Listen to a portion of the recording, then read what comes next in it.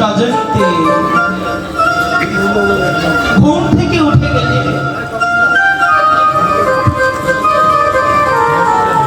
উঠে ক্রন্দন করতে লাগলে।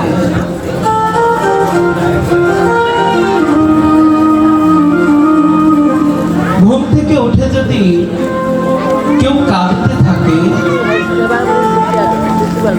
তাহলে তা কিসের লক্ষণ? অবশ্যই আমরা বুঝি যে কোনো দুঃস্বপ্ন হয়তো দেখেছে।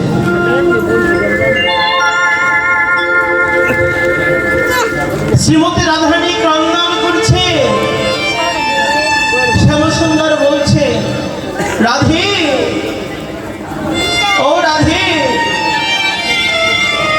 একবার বলো রাধে, তোমার কি হয়েছে?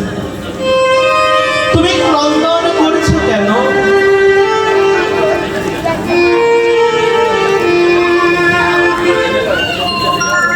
শ্রীমতী রাধারানী বলছে, বধূ, আমি ক্রন্দন করছি এই বৃন্দাবন মাঝে সবাই আমাকে জানতেন আমি কৃষ্ণ কলঙ্কি কলঙ্কি। সবাই আমাকে চিনতেন আমি কৃষ্ণ কলঙ্কি কলঙ্কিনী। কিন্তু বধূ, আর হয়তো আমি তোমার কলঙ্কে কলঙ্কিত হতে পারলাম। শ্যামসুন্দর সব জানে, তবু রাধারানীকে বলছেন, রাধে, বলো তোমার কি হয়েছে, একবার খুলে বলো। বলছেন, বধূ, শেষ রজনীতে আমি কি স্বপ্নে দেখলাম জানো? আমি স্বপ্নে দেখিলাম এক সোনার বর্ণ পুরুষ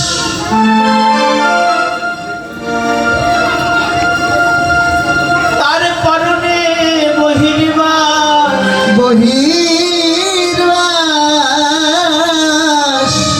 হাতে দণ্ড কমণ্ডলু, মস্তকে শিখা,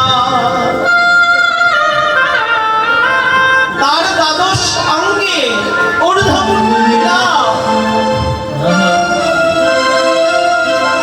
এই সোনার বর্ণ সুপুরুষ আমার চরণ প্রান্তে আমার চরণখানা ধরে বলেছে, হরিবল হরিবল,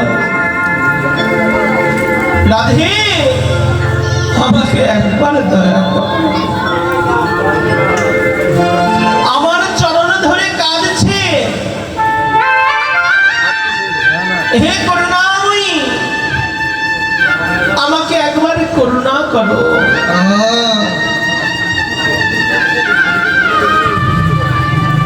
বধূ জানো, আমার শয়নে স্বপনে নিশি জাগরণে একমাত্র তোমার এই কৃষ্ণ রূপকেই আমি স্মরণ করতাম। কিন্তু আজ কেন আমার এমন দুর্দশা হবে? আজ কেন স্বপ্নে আমি এক পর পুরুষকে দর্শন করব? শ্যামসুন্দর মুচকি হাসলে, মুচকি হেসে শ্রীমতী রাধারানীকে বললেন, রাধে, তুমি দুঃখ করো না, তুমি দুঃখ করো না রাধে। তুমি যা ভাবছো তা না রাধে। তুমি যে পুরুষকে দেখেছ সে অন্য কেউ নয়, সে হলো আমারই কলিযুগের পাবন অবতার। হরিবল হরিবল। তোমার রায় অঙ্গ আর আমার শ্যাম অঙ্গ, এই গোবিন্দের গোয়ার রাধার রাম এই দুয়ে মিলে হলো গোড়া।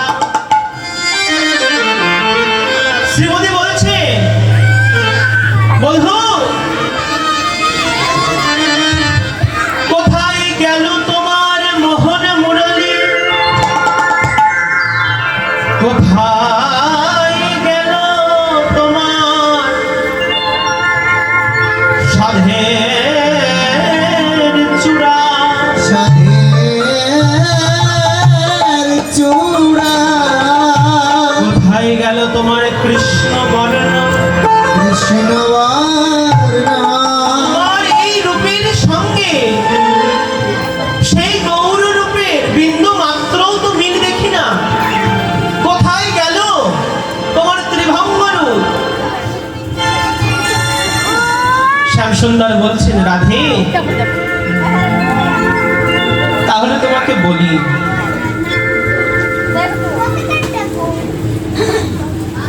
এই কলিযুগে এবং এই সত্য ত্রেতা দাপরে আমি বড় অভাবী। দেখুন, জগতের সকলের অভাবে যে পূর্ণ করে, আজ রাধারানীকে তিনি বলছেন আমি বড় অভাবী। রাধারানী হাসলেন, বলছেন শ্যামসুন্দর, জগতের সকলের অভাব তুমি পূর্ণ করো, আর সেই অনাদিরাধে গোবিন্দ তুমি বলছো তুমি আজ অভাবী। বলছেন রাধে সত্যই আমি অভাবী। বলছে বলো তোমার কিসের অভাব? বলছে আমার একটি অভাব রয়েছে, আমি এই অভাব কখনো পূর্ণ করতে পারলাম না, এই রসকে কখনো আমি আস্বাদন করতে পারলাম না। বলছে বলো। শ্যামসুন্দর বললেন, রাধে তুমি দেবে তো আমাকে, তুমি দেবে তো আমাকে সেই বস্তু? রাধারানী বললেন, বধূ তুমি না চাইতে আমার দেহ মন প্রাণ জীবন যৌবন সম্পূর্ণ তোমার চরণে সমর্পিত করেছি, আর তুমি আজ বলেছো তুমি দেবে তো? এমন কি তোমার অভাব যে অভাব তুমি জগতে পূর্ণ করতে পারলে না? বলো। শ্যামসুন্দর বলছে, রাধে তোমরা ব্রজ গোপিকাগণ কৃষ্ণ বলে কেঁদে তোমরা কি সুখ পাও? তোমরা কৃষ্ণ বলে কেঁদে তোমরা কি সুখ পাও? আমার এই বাঞ্ছা, এই অভাবটি আমার রয়ে গেল, এই বাঞ্ছা আমার পূর্ণ হলো না। রাধে রাধে গো, তোমরা হরিনাম করে কেঁদে কি সুখ পাও? এই রসটাকে আমি কখনো আস্বাদন করতে পারলাম না।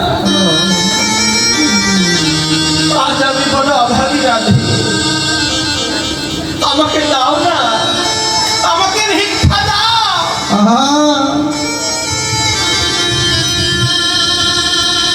রাধারানী বললেন, শ্যামসুন্দর তুমি যদি কৃষ্ণ বলে কেঁদে কি সুখ তা যদি পেতে চাও, তাহলে তোমাকে রাধা হতে হবে। আরে